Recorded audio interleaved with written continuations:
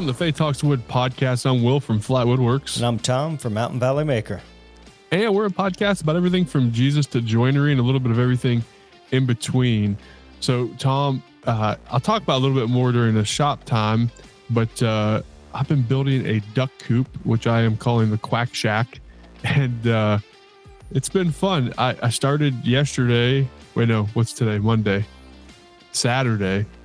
And started framing it up and got it almost all framed in today. It's pretty big. It's 4x12. It's going to be a pretty nice little coop. So, but this office body IT guy sit behind a desk all day is not used to manual labor. So my body's feeling it, man. It'll be ibuprofen before bed tonight for sure. How's your weekend been?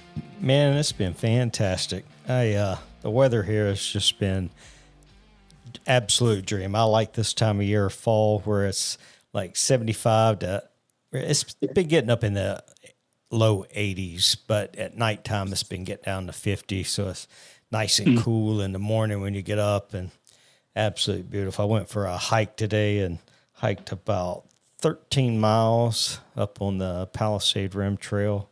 And and I actually got some shop time this week. I actually made some sawdust. Oh, nice. Finally, we're woodworking podcasts, and both of us. Man, I know. I feel like I have to quit the podcast because I haven't done any woodworking, and it feels like months, man. Not letting that happen. But the farm season is coming to an end. Praise God. So I'm going to start getting a lot more shop time now, and I'm looking forward to it. Absolutely.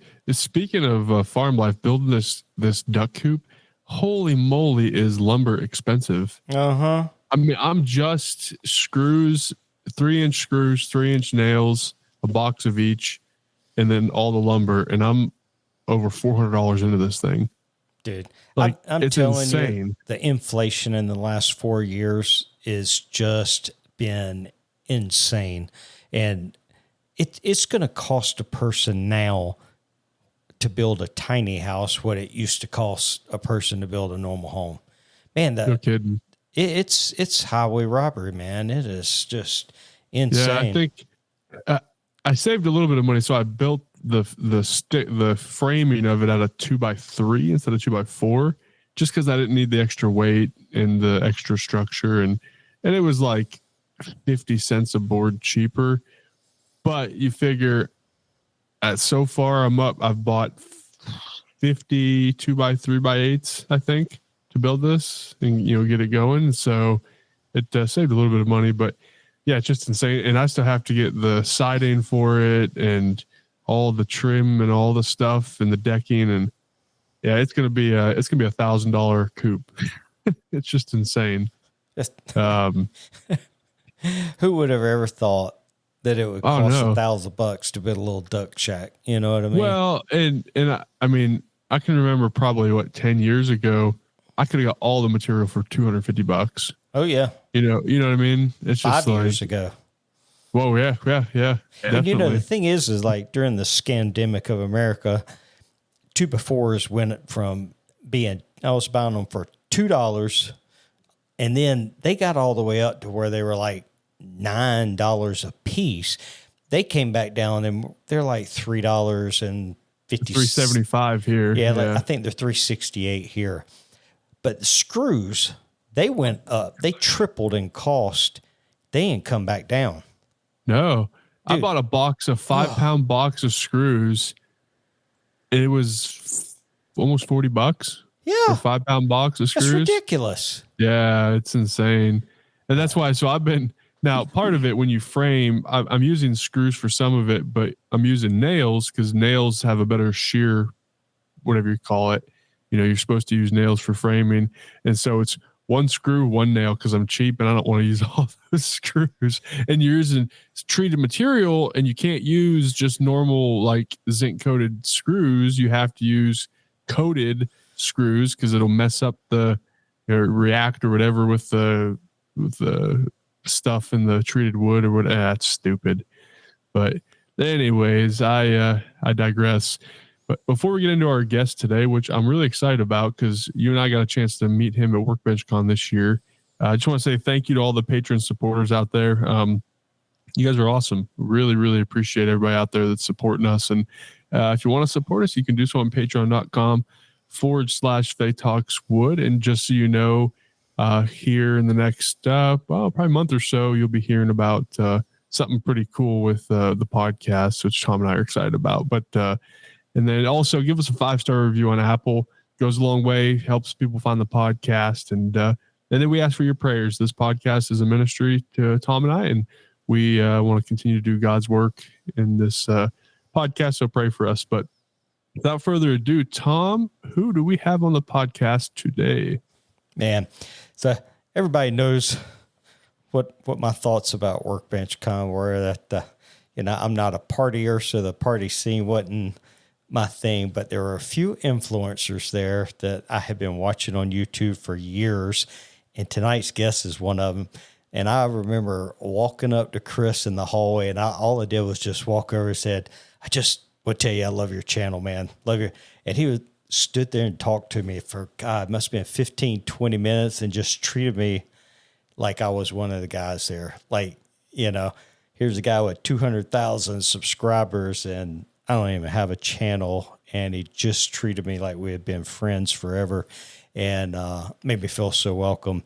And so I have been excited about him coming on tonight. So without further ado, Chris from A Glimpse Inside.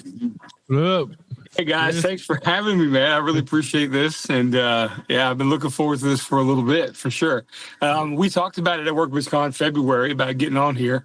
And, it's funny. I mean, either life gets in the way or you guys are just uber busy. I'm not sure which one it is. I'm sure you are. Thanks again for the opportunity, man, to share some stories and to share some interactions that have kind of led me to where I am today. And I just can't thank you enough. Yeah. Man, thank you. One of the things I remember from Workbench Con is I think, Tom, you pulled me over, and it was you, me, Chris, and Cody Elkins. Yep. And we stood there and talked for like, I don't know, for maybe 30, 40 minutes or something. At least a half hour. Yeah.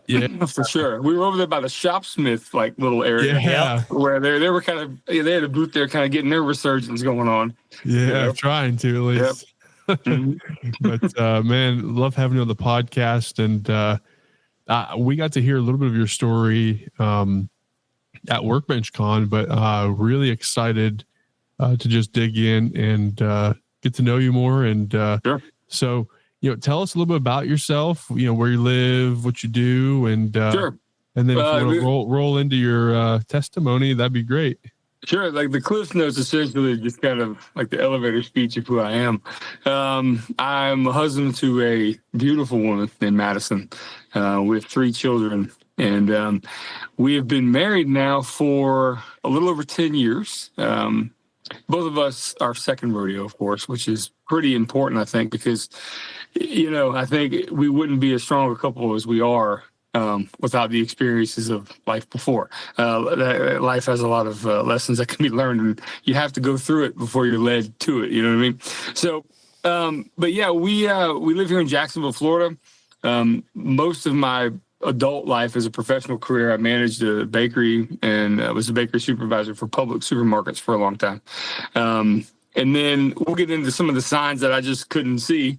That the good Lord was telling me to leave there and try this maker thing full time.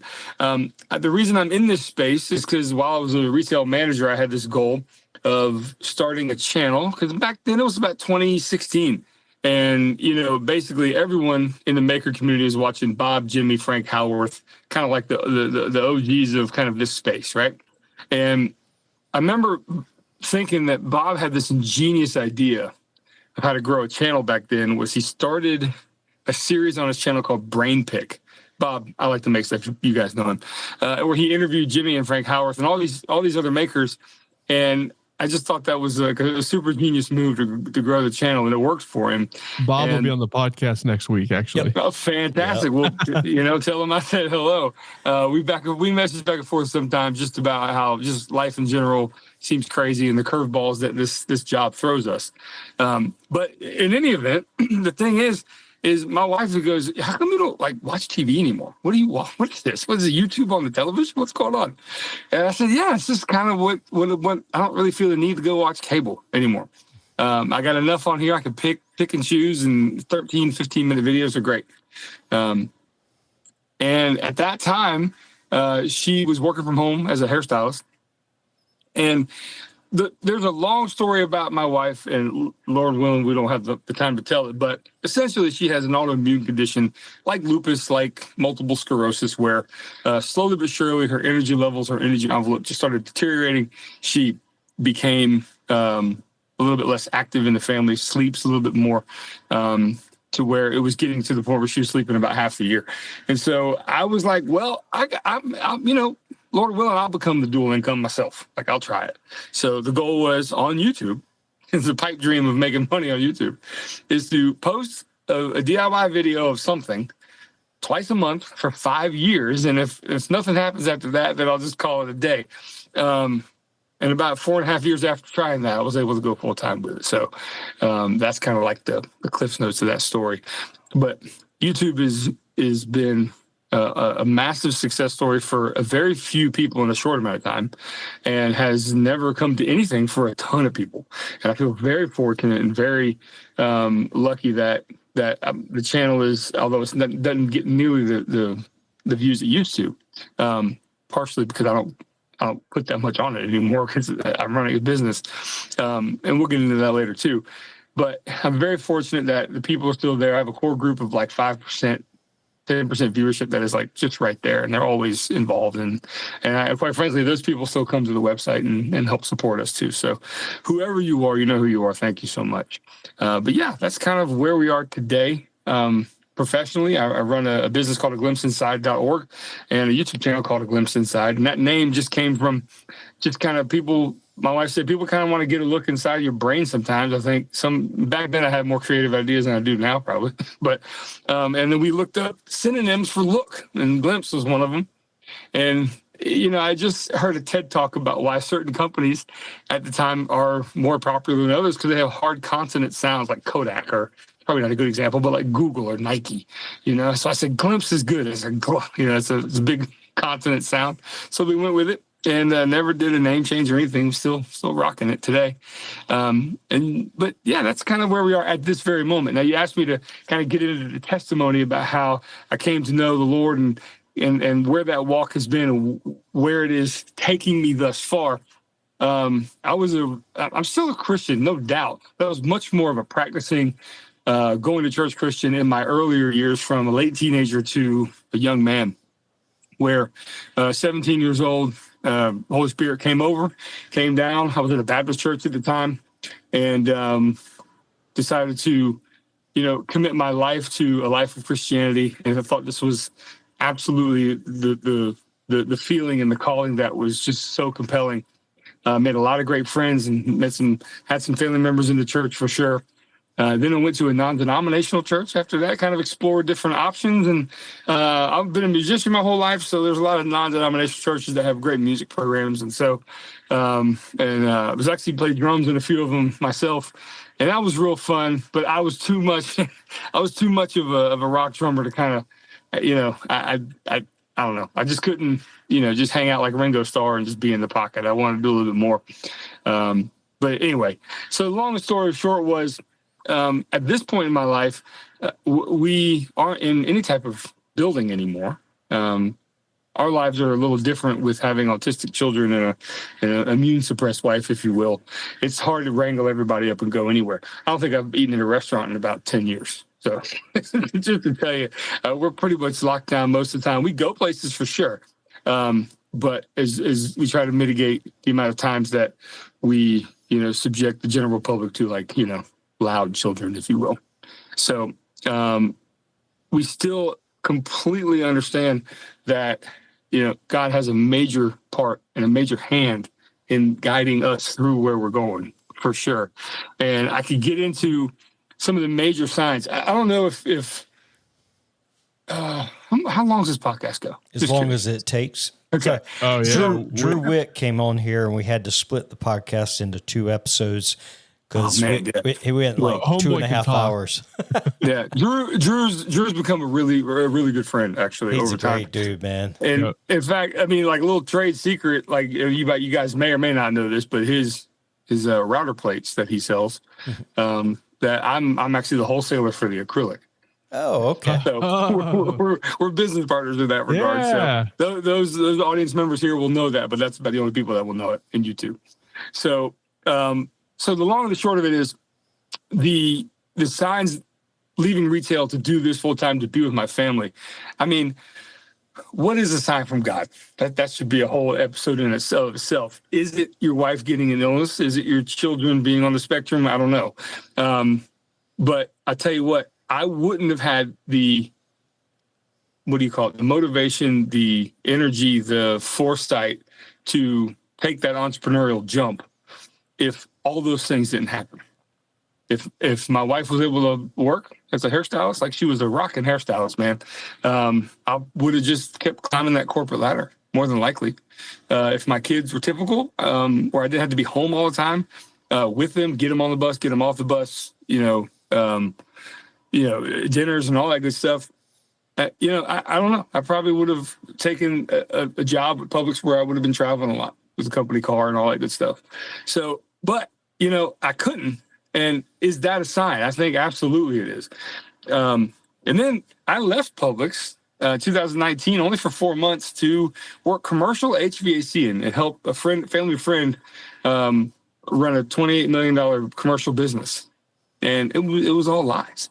The business tanked 6 months after I got hired. And it was all lies. And what happened was, because and this is pretty crazy. I got a lot of flack for this, but I made 2 videos about this process. With Publix, they give you public stock. You can have it in an ESOP, which they give you just for working there, which is an employee share, stock account. And then you have a 401k. They'll match it to like $3,000 per stock per year, and that kind of grows over time. Because I had left, I ended up cashing out a 401k. Like, I took the penalty. Now people go, oh, the penalty is going to kill you. Hold on. It really doesn't, if you think about it. The penalty is 10%. Now, yeah, that's pretty significant, depending on how much money there is. But you're going to pay 20% in taxes anyway, about. And so I just figured, if I had a number of like $150,000 in a 401k, I'm like, sure, I'll take the penalty and the whatever. I built the shop. I built the pavers. I paid off ex-wife debt, paid off some car loans. I got completely freed up financially because of that move. Now, 4 months later, I came back to Publix as a short-term rehire as an assistant manager, a little bit of a demotion, but I had to figure something out. I came back and my ESOP was still intact because I was hired back within 6 months. I didn't have to cash it out. So all of the stock I had was still there, except for my 401k, which I cashed out and made my life exponentially better and more comfortable. I was like, I'm living in the now. I don't care what anybody else says. It was the best thing for us. It started the business. It built that shop for us. And so now you talk about listening to signs, right? This goes well beyond. I don't think I've ever told this story publicly, but I'll tell it here. So sometimes you feel like, what is happening in the world? And why am I going through this? I was at a store as an assistant manager, and I was working, I couldn't even tell you, maybe there a few months. And there was a lady there, a decorator, who had been at that store for 30 years. In fact, she was so good at her job and so talented in her artistic impressions on cakes. They used her work and her hands in our R&P guides company-wide, like our reference and procedure guides, like the learning tools that we use. That had her work in it. So you talk about coming into work, I can do whatever I want. I'm Miss Queen Bee. Well, it's just long story short. I said, look, this whole area you got over here, I like how it's customized for you, but you're using equipment we need elsewhere. So I did the managerial thing and said, look, this doesn't say your name on the building. It says Publix, and I'm here to make some decisions for us. Well, the next day at 6 a.m., I get called into the office. And they're like, hey, man, we got some alleged misconduct from you about being inappropriate with a woman back there. Inappropriate, yeah, jokes and slang and being all kinds of just. I said, oh my God. I said, yeah. I basically told her name isn't on the building, and we weren't going to put up with this Queen Bee crap anymore. It's as simple as that. Did it nice. Didn't matter of fact. But she went and ran to HR that evening. Made up fallacies about me being inappropriate.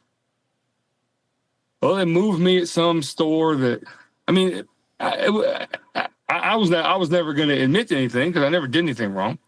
She was hell bent on it. There was another investigation, but we had to be separate. Right? So he's like, our district manager came in and said, "Well, you can't stay here. I'm going to send you to the worst producing store in the land.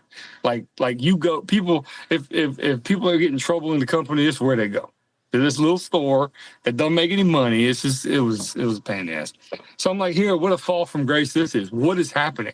I've done nothing wrong. Why am I? What is going on? And it was just embarrassing. It didn't really get out. I mean, that kind of stuff didn't get out. Like in the company, they just said Chris was here and now he's there. What the heck? But people think, what'd you do, right? And it was embarrassing to no fault of my own. So I gutted it out for a little bit longer, and eventually my wife got really ill. And I was like, there's no one that can take care of my kids. My mother was getting a little bit older, and we didn't want to put that responsibility on her anymore. She was always over at the house. So I was like, okay, I hear you. Finally. And that's the biggest sign that I've ignored for a long time. And I did it probably too late, but you can always say that, God's timing is perfect, if you will. And it worked out for the best. So it's the first time I've actually told that story about the lies and the deceit that was happening behind my back. And it really was no more than a vessel to get me to go do what I should have been doing in the first place. And that's the way I completely see it now. So, yeah. God works all things together for good. Crazy. Yeah. So I don't know if you knew this, Chris. I may have said this when we met at Workbench Con. So in 2018, my wife and I moved to Nashville, Tennessee. I took a job at an IT company. I was there for like 3 months and found that there was embezzling and some really bad stuff happening at the company. And so I come from pastoral ministry. I was a pastor, and I went to work for a Christian IT company. Long story short, I gave my resignation. My wife had a job, but I'm like, I just moved my wife, 700 miles away from home, and I don't have a job now. And we shopped at Publix because it was our apartment complex was behind the Publix. Yeah. And so like, man, this place is awesome. I had done research on it and heard like it's a really good place to work. So I walked in there, talked to the manager and said, "Hey, this is who I am. Here's my story. I need a job." And he hired me basically on the spot. I'd go through the stuff, but he hired me on the spot. Yeah. And actually paid me more than I was making at the IT company. Really? What would you do? What was your position? I was in the deli. I was in the deli. No kidding. Oh, yeah. Fried chicken and slicing meat and getting all the stuff ready. Yeah, because I was in the bakery. I was right next to you guys, and we made your subs for them. That's a small world, man. Yeah. It's not easy work, dude. It's like most people don't think about it too much, but if you ever worked for food retail, it's a monster that never sleeps. Oh, I did 4 a.m. and you guys didn't start baking to start doing all the prep work for the deli and it was nuts. Meat and the whole 9 yards. And now, to be fair, and I think you would probably agree with this, Publix is a fantastic company. Well, wouldn't have what I have today without them. Like right. I have a security blanket that's I don't ever want to touch anymore, of course, right. But I'm not going to go hungry, all because of me just gutting it out for 24 years and just showing up to work every day. They took care of me. Yeah, so I'm very thankful. The produce manager at my store had been with Publix for 40 years and retired. He's got a few $1 million. He said at one point at like $2.8 million in stock or something like that. Yeah. And then what year was that? That was in 2018. 2018. So since then, the stock has split 5-1 and gone up another 15% since then. So maybe 20. So his shares essentially have grown 20%. So $2.8 million has grown 20%. If he's left it to where it is, and his dividends, I don't know what they're paying out. That guy's probably getting quarterly dividends of $20,000 a piece, probably.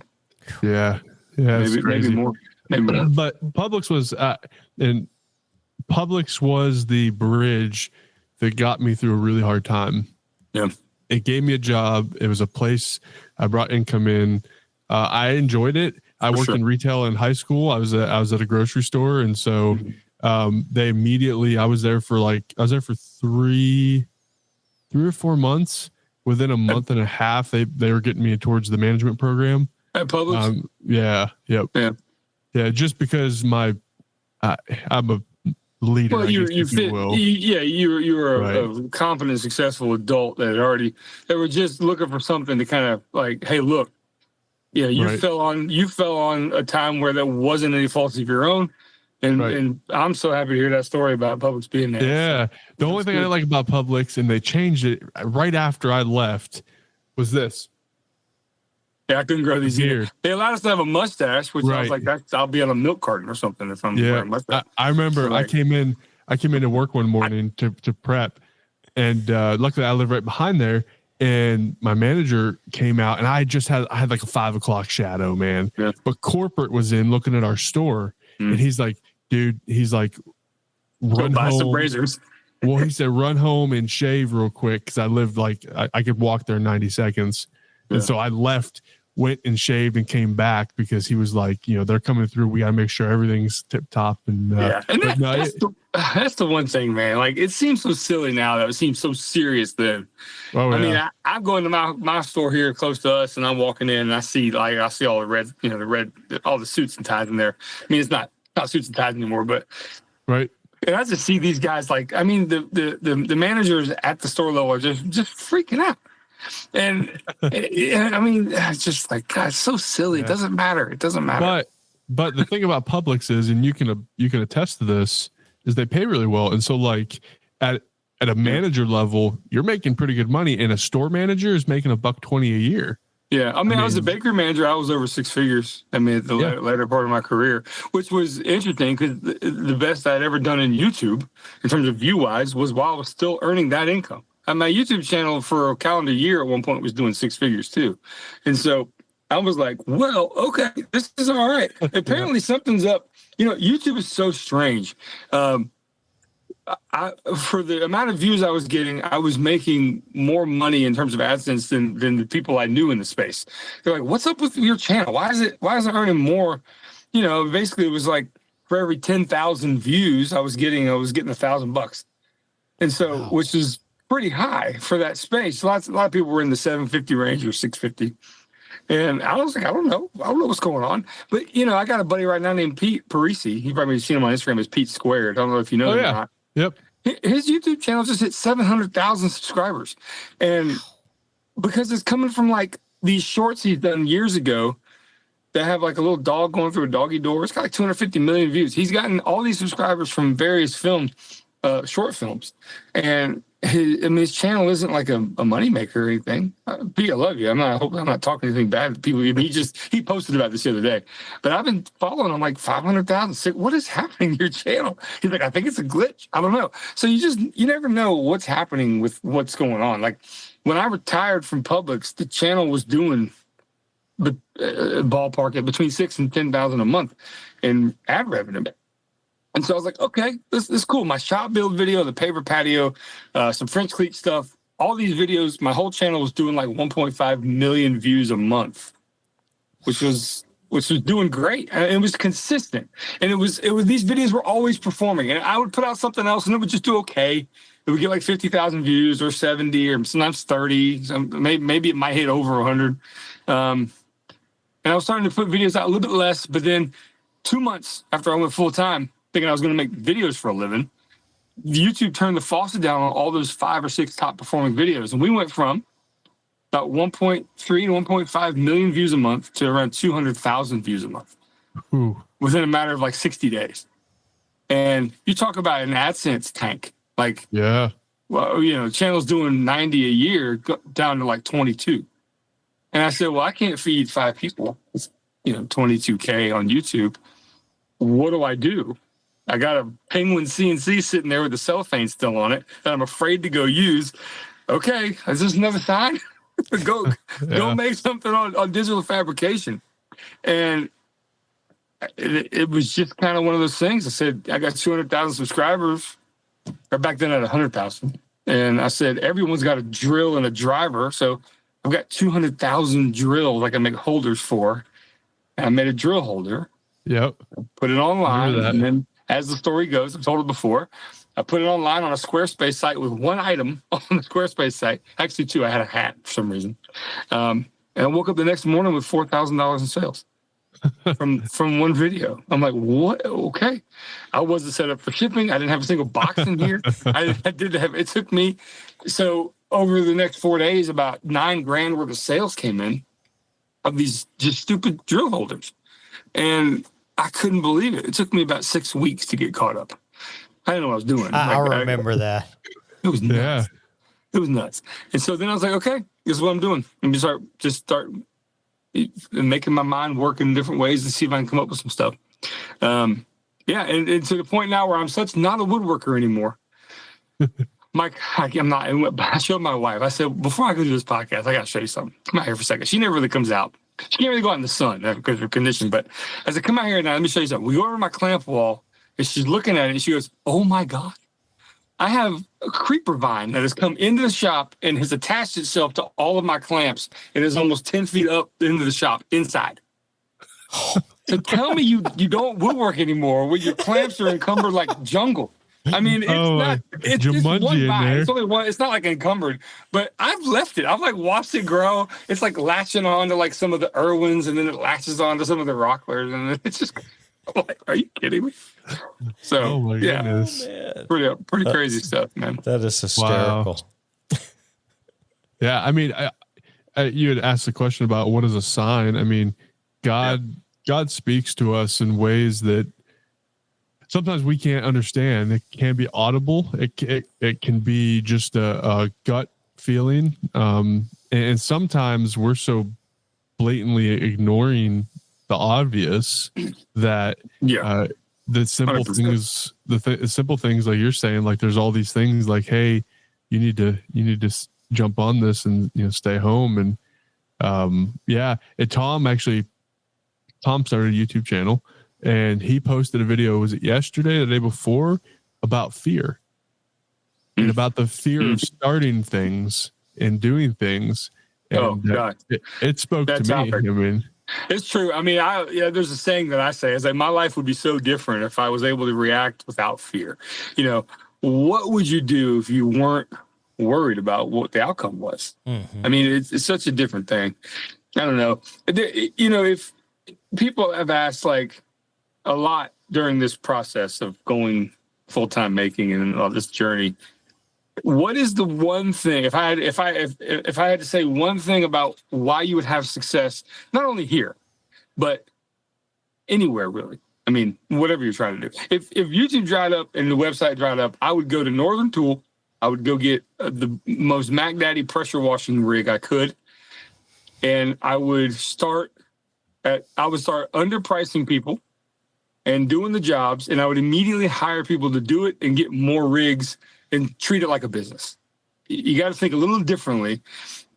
But the thought is, what, as an individual, what are you doing with the time that you have that isn't required by something else, right? We all have time that's required. We got to be a father. We got to be a husband. We got to be all that stuff. But there is time every day. Everybody has it. Every day. That is for you. Doesn't matter if it's 9 o'clock at night to 11 o'clock. What are you doing with it? And so that was it. The YouTube channel was like, I quit playing drums. I quit playing guitar. I quit playing golf. I quit doing all kinds of stuff I used to do. Haven't cast a reel in water in 10 years, right? Just haven't done it. I was like, this is going to be it. This is where my focus is going to be. And I miss drumming, but that's neither here nor there. Hey, but I'll get that eventually. I'll miss playing golf. Like I was a good golfer. I was like a 2 handicap at one point. Oh wow! And so I was like, okay. I kind of felt like I've been up the mountain and I didn't conquer it because I was never a pro. I was close though in my younger years. And I said, okay, I've been there and done that. Got the T-shirt and I'm moving on. Life's best lived in these chapters, and this chapter of building a business has been way more gratifying than any golf shot I've ever taken. Right. Than any song I've ever played. So it's just kind of changes your outlook on it. Yeah. Sure. So I've been playing drums for 25 years. Same. Play in the church. I've played a little bit gig here and there, but that's one thing. I have a lot of hobbies: woodworking. I collect things. I'm a pocket knife connoisseur. I've got a lot of watches. You know, is that an Invicta? What was that? No, this is a homage to Omega. Okay. Yeah, no, but the one thing that's always stuck with me that I would say, I'm not a professional. I've never really been paid to play drums, but that I'm confident in is playing drums. It's always stuck with me. So music. You see the code, you get it. Like drummers have you and I could probably sit and talk for hours about just whatever, just because of that in general. Since you are a drummer, I got to ask you, like, I mean, you got some favorites that you like look up to, aspire to? Favorite drummers? Yeah, definitely. Chad Zyga, he was the drummer for Breaking Benjamin. Two of their albums. Chad, actually, I've taught. He's a friend. He's from Punxsutawney, Pennsylvania. That's cool. He's phenomenal. There's a band called Sleep Token. Two. I was listening to them tonight, man. I mean, the opening on the newest album called Chokehold is like such. Dude, Two is amazing, and he's just some Brit. You know, he's like they're all anonymous. I mean, I've gone down the whole Drumeo path with Two and his specials and all that. Yeah, that's definitely a good one. So he's up there. I mean, you can't say drumming without Neil Peart. Sure. Although his style isn't really my style, I'm more. But my favorite like groove jam drummer is probably Benny Greb. He's just like a soloist, but he's a studio musician. What was that? Like a studio musician? Yeah, he's hired on. That, but he does a lot of like just solo stuff. You have to look him up, but his groove and stuff is just, that's cool. Fantastic. And then in the worship drumming world, because I play worship music, and a lot of it now is very rocky. Is Austin Davis? He plays drums for Cody Carnes, Brandon Lake, all those guys. Right. I'm not into the faith music at all. To say that, right. Two's big, of course, now because it's fresh. But I grew up listening to Carter Beauford with Dave Matthews. And kind of developed that kind of funky style of play. And then of course the Rev from the Vince Sevenfold kind of. I never seen somebody just attack a drum like that. And of course, I played some Dream Theater songs back in the day with Mike Portnoy and all that. Portnoy, he's back now. He is. He's back. Yeah, he's back with Dream Theater. So. Yeah, and then of course Vinny Colaiuta. I've always been a huge fan of him when he played with Sting all those years, and I actually saw him play live. But he was on tour with Megadeth.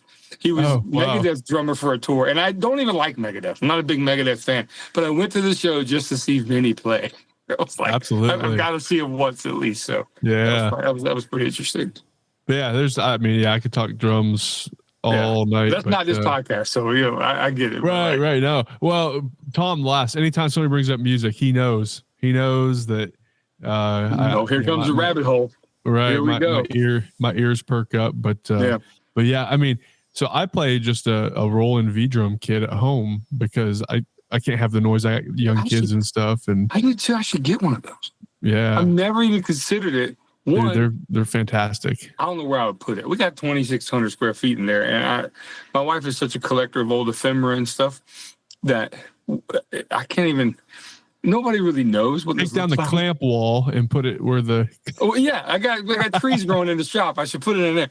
I really do. I really wish I could. Somehow. And again, you make time for what you want. So I guess I really don't want it at this point. So I listen to myself on that one. But yeah, that's cool, man. You got young kids, so you can play with the earphones and. Oh, my boy's already playing. He's 4 and he's already doing it. Getting after it. Yeah. And he just sees me playing and he wants to play. So, That's cool, but yeah, aside from that, so you talked a little bit about a glimpse inside. So you make a lot of, tell us about what, like your, so a make for makers. It's a kind of a niche that I'm glad I'm in, but I'm desperately trying to get out of. What do I even have around here? I make things to hold drills. I make things to hold glue. I make things to hold all different brands of CA glue.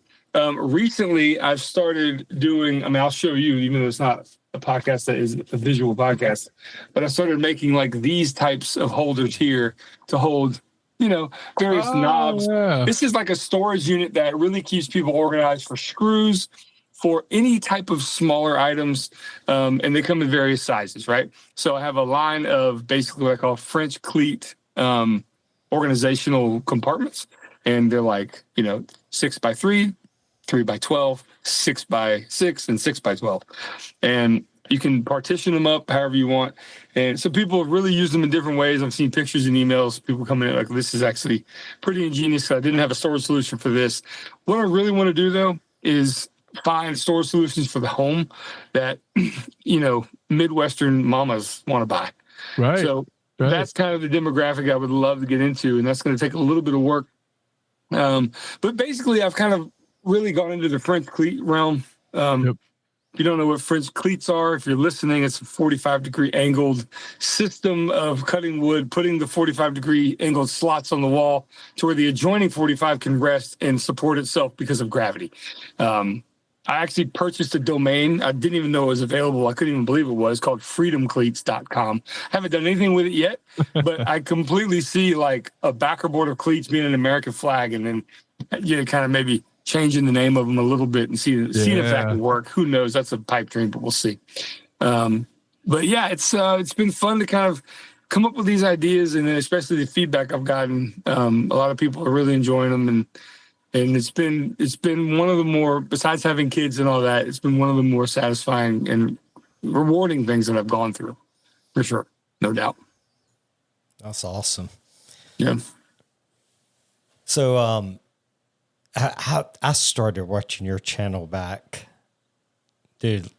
You didn't have that many subscribers, like a few thousand. I remember when you were.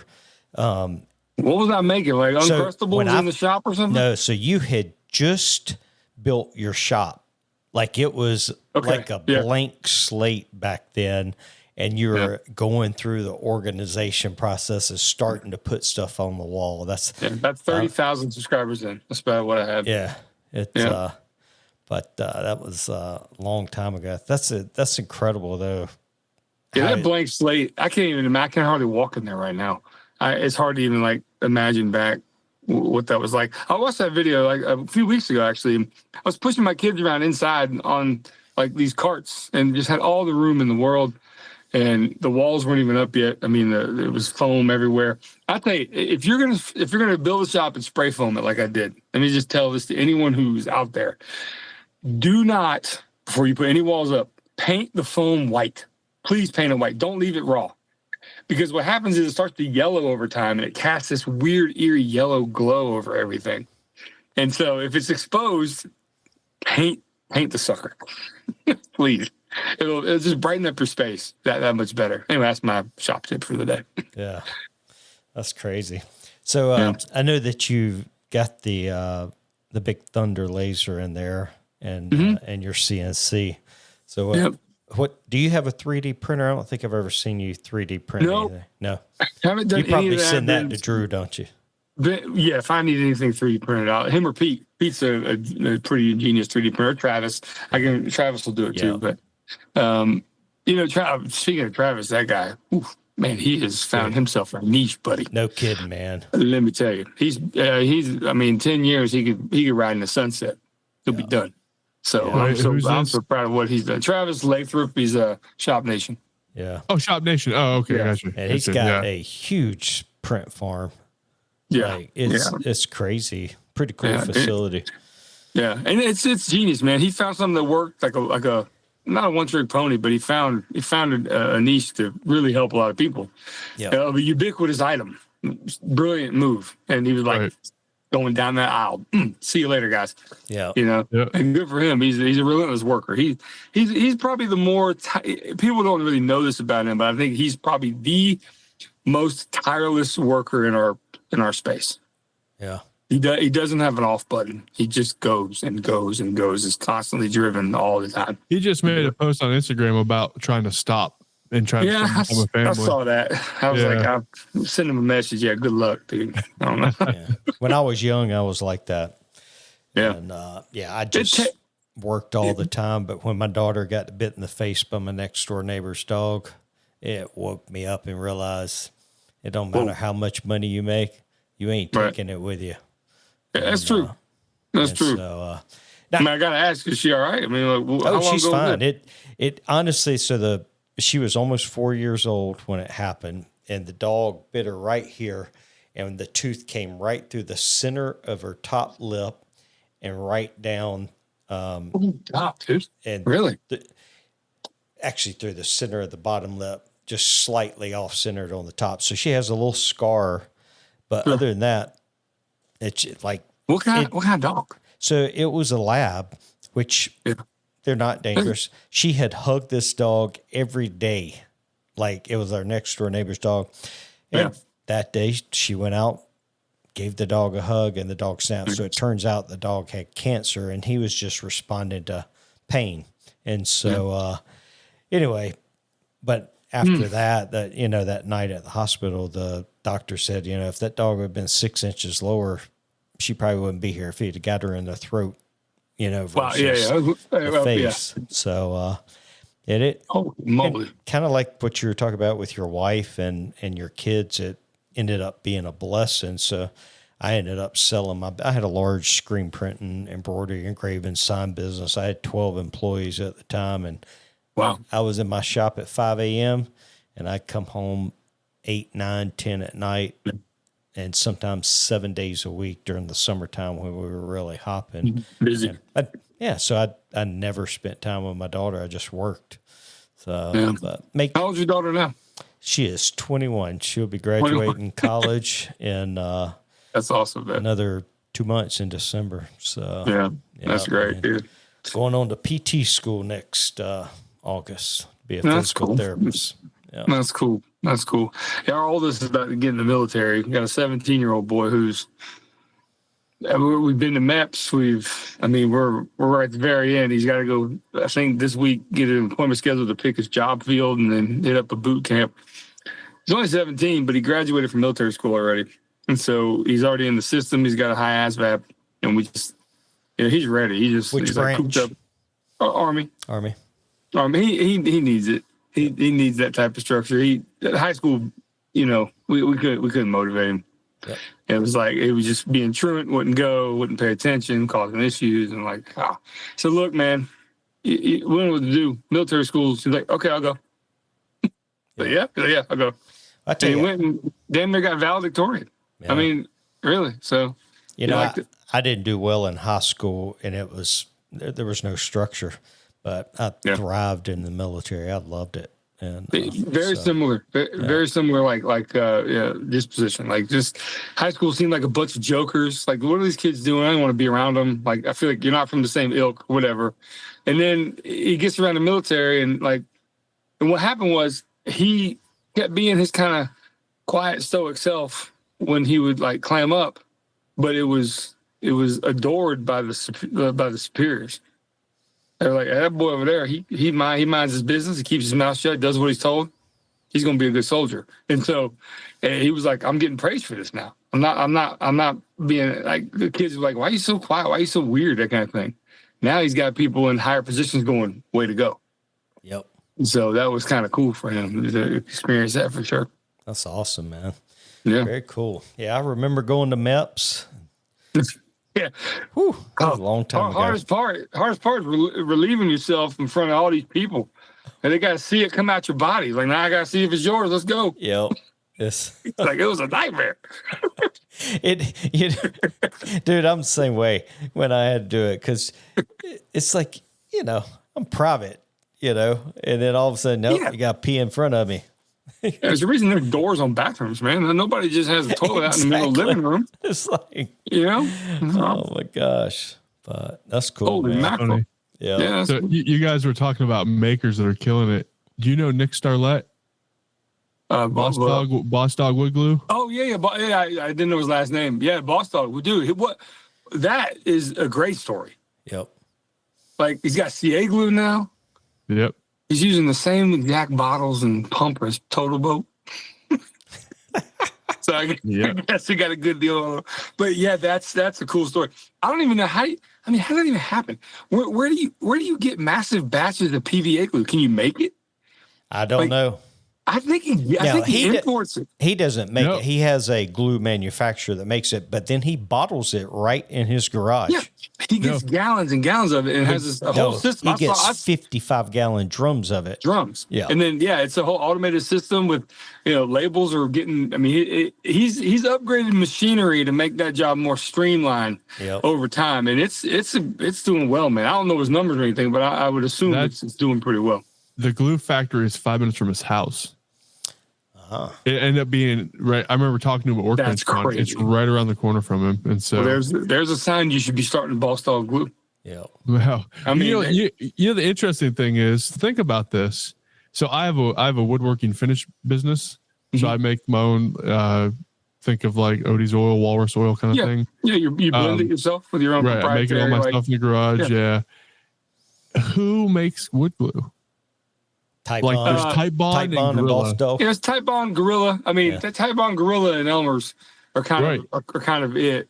So he's disrupting the market like crazy because the people that are buying his glue, he basically, I think he told me at one point that he was going to stop woodworking because he couldn't keep up. And he's going to ride that one to the sun. That's fantastic. I wish him all the best.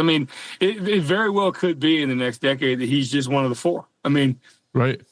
This movement of people in the garage, they like supporting people who are just hustling. They do. Yep. Absolutely. And you got to have a hero product as a maker. I have two best sellers.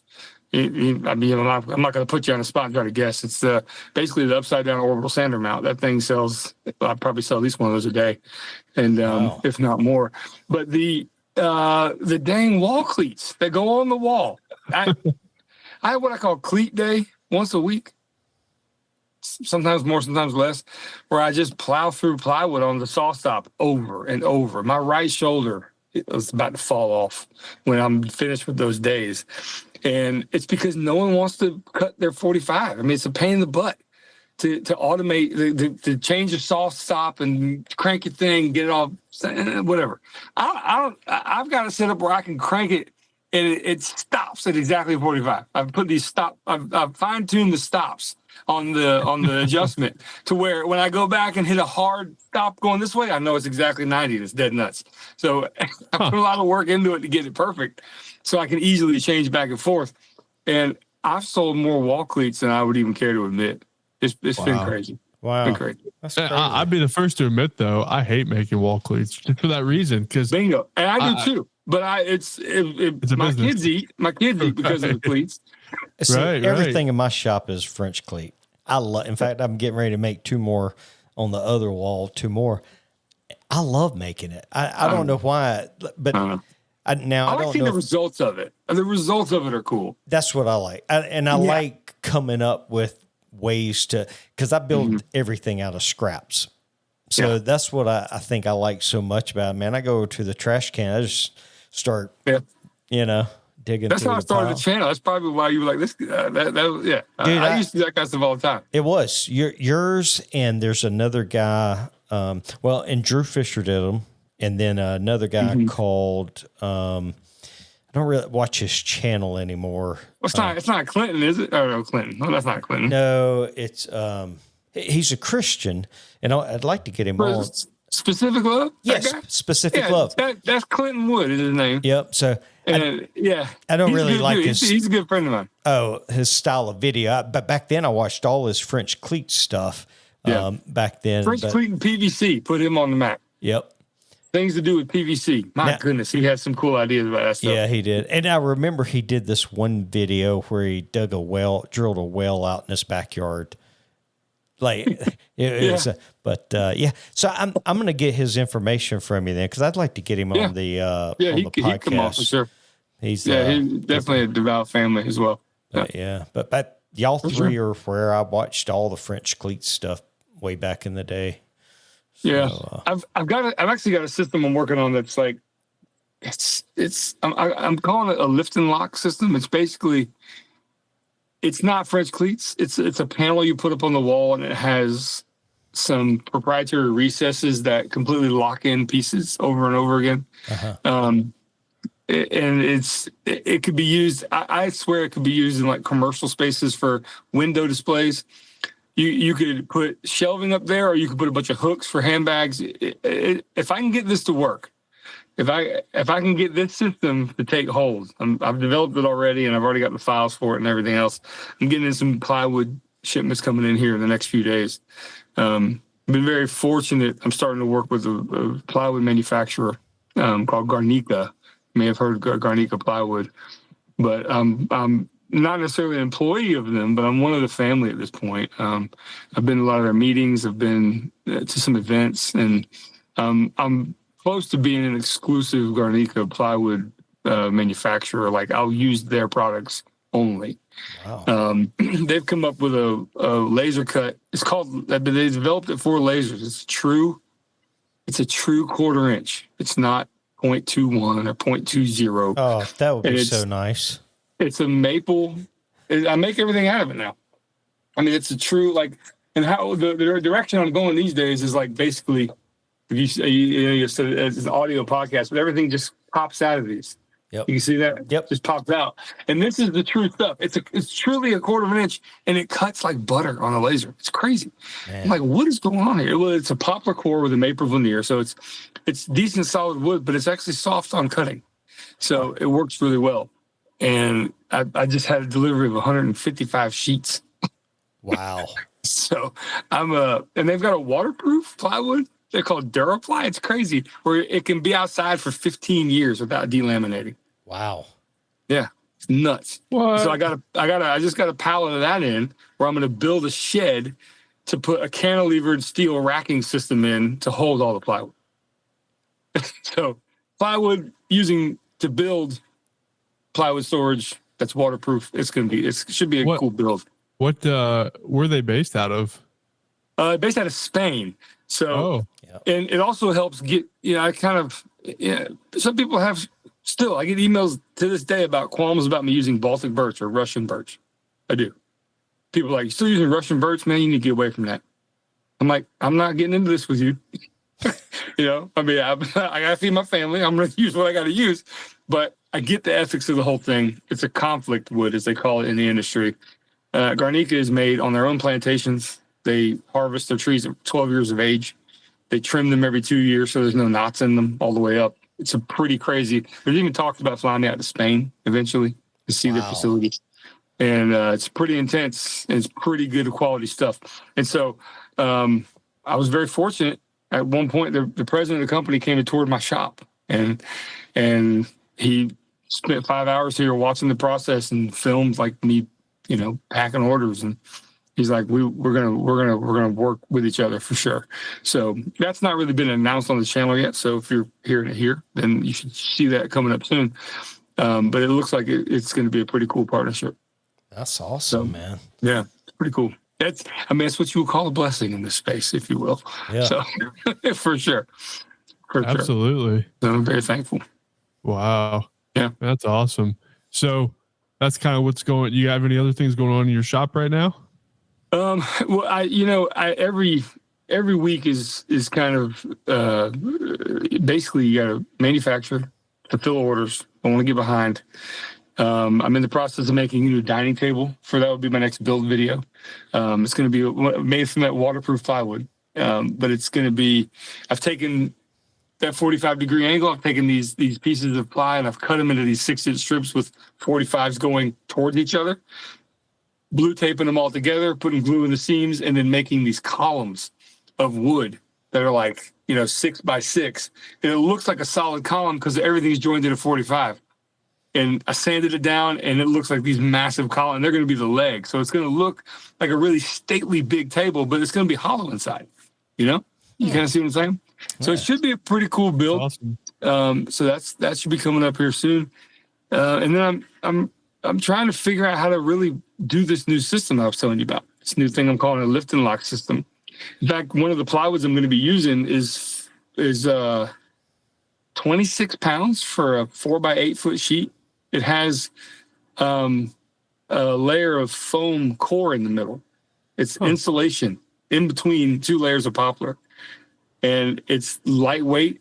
It's really strong. It will ship light, but I can make bigger workstation French cleat cantilever desks out of it, and it's light enough for the average consumer to build and put together and have it be up on a wall and not be so heavy, because you're going to be putting stuff on it anyway. You don't want the weight to come from the material itself, you know? Yeah. Anyway, so those are kind of the things on the burners that I'm trying to work out where we're going forward. And I'm just, I'm changing all my files to this newer, thicker plywood that I'm using, and kind of integrating some different ways to make the user experience in terms of running this business a little bit better. Like these punch out parts, I get good feedback on this. It reminds people of putting together models back when they were a kid.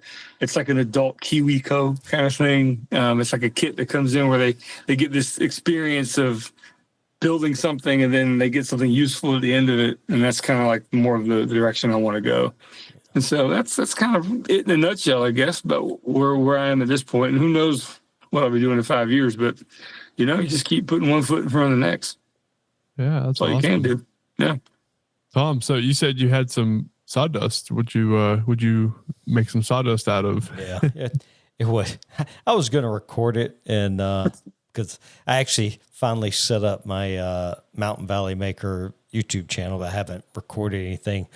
But then I was just like, this is just brain dead work. And so my wife picked out some image off of Pinterest. Can you make me some of these wooden ghosts? And I'm like, it's just not exciting, man. But I did it.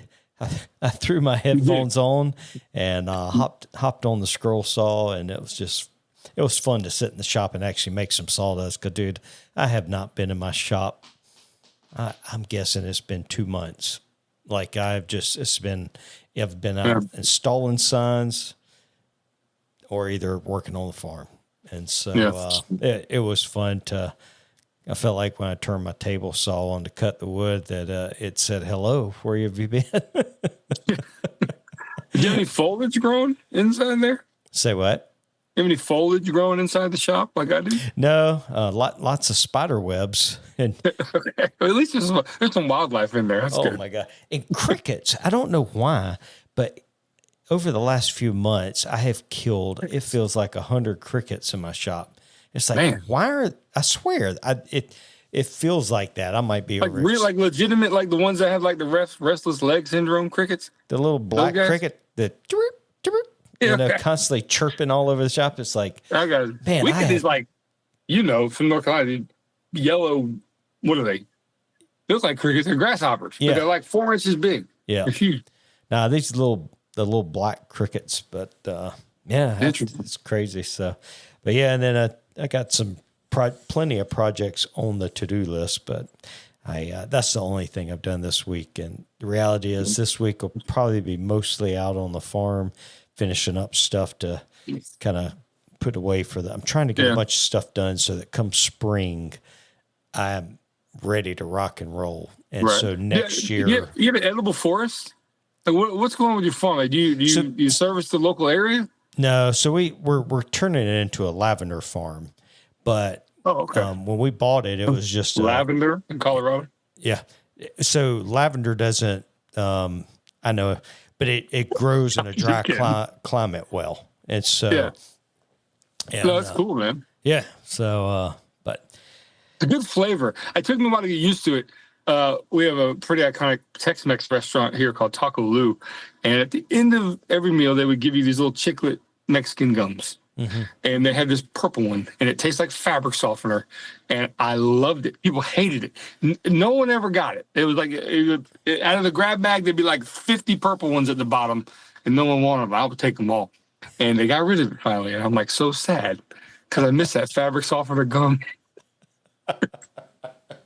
It was a little lavender flavor. Yeah, it's there's chewing on game.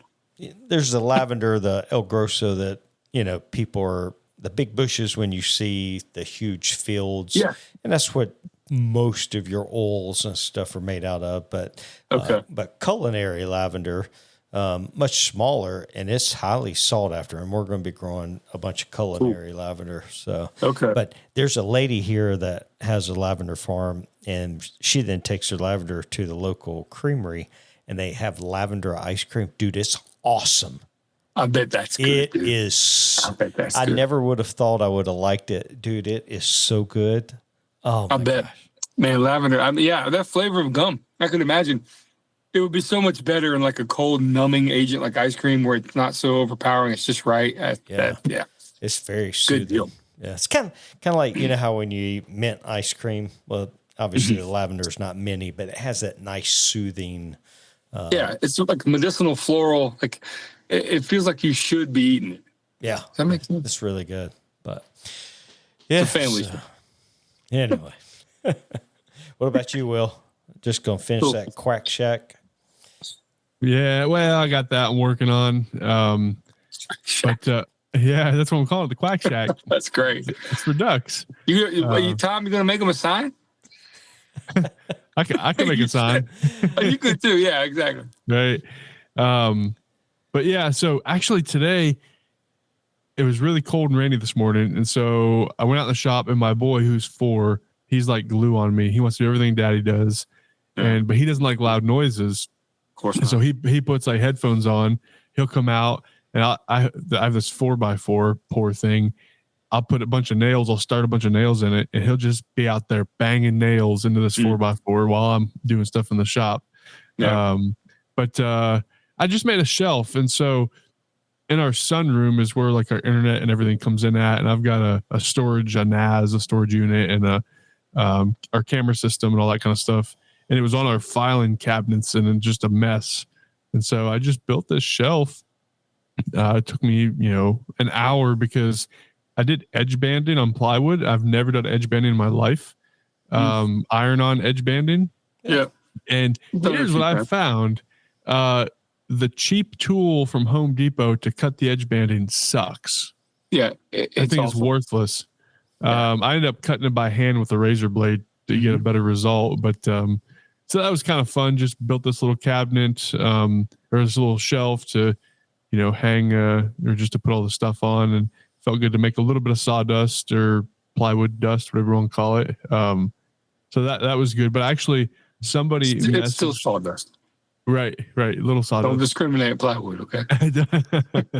Yeah, we're in a different culture now. I have to accept the plywood. Sorry about you. Good. No, you're good. Somebody messaged me. So last year for our church, our children's pastor came to me. She said, "Hey, can you laser engrave all these ornaments for all the kids and stuff and volunteers?" And sure, I did, and I kind of regretted it. I then upgraded my laser after that because my little 5-watt wasn't doing it. Yeah. I was just engraving on some wood. It wasn't, but anyways, somebody from the church messaged me and said, "Hey, can you do that same thing for me for this other thing that I do?" And so, sure. I upgraded to the 10-watt, just the X Tool D1 Pro. And so for engraving, that kind of stuff, it goes pretty well. But so I'll be having that come up. But not too much else. This diode's engraved way sharper than a CO2 can ever do. Oh, yeah. Yep. I mean, there's something, it's like a micro incision. I mean, it's crazy. Yeah, I can do portraits, and I mean, it's pretty cool looking. Yeah. Even like with a beard, you got a beard, do a portrait. I mean, it's really defined. There's like fur shading. I've really never run a diode. But friends bring them over. I actually have 2 diodes here. I just don't use them.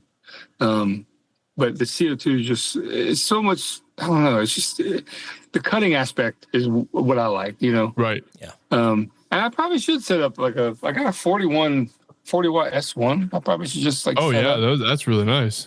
set that up for like really fine work. If I'm doing like putting like American flags on push sticks or something cool. Right. Just put like an assembly line where I just put them in, hit go, put it in, hit go.